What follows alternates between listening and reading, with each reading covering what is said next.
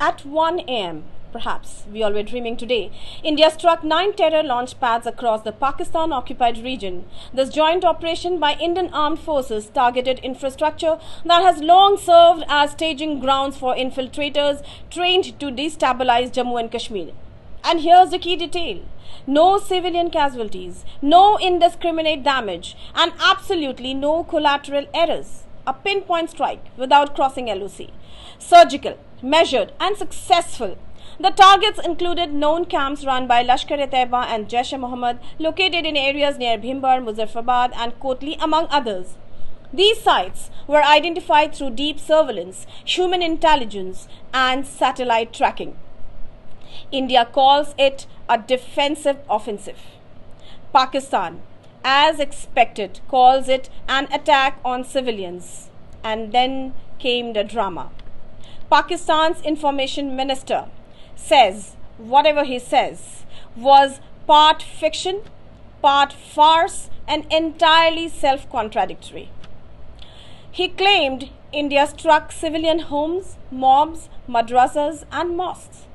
But the question that begs to be asked, are these terror camps now being passed off as religious sites and civilian shelters and educational institutions?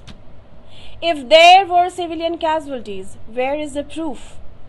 And if there was such an outrage, why is the minister promising to share images later? Is it a delay?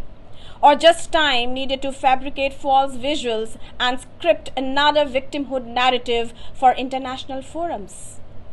The same minister, interestingly, also claims that there are no terror camps in Pakistan. One is tempted to laugh, because if there are no terror camps, then what did India strike? Are they saying the Indian Air Force bombed air and clouds?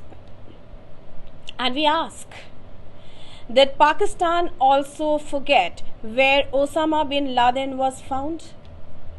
Just a short walk from its elite military academy in Abbottabad. History has a way of repeating itself, especially when denial is a state policy. Then comes Balochistan. Pakistan's minister called Baloch freedom fighters terrorists and claimed Pakistan is under siege from their attacks.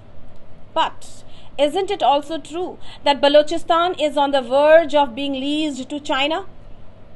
Isn't it true that Pakistan's own people have been silenced, surveilled, and now sold for strategic gains? The statements by the Pakistani minister weren't just defensive, they were theatrical. From vague threats to emotional breakdowns, the performance was complete. And here's the irony.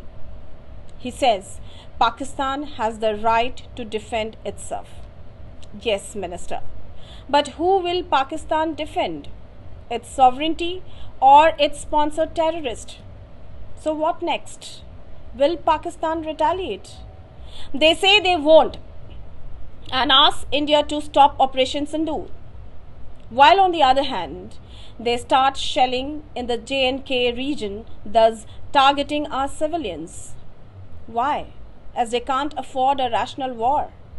Because, truth be told, Pakistan is cornered. Its own soldiers are reportedly deserting, unwilling to face Indian firepower. Many in the Pakistani army are no longer willing to die for a cause they no longer understand or believe in.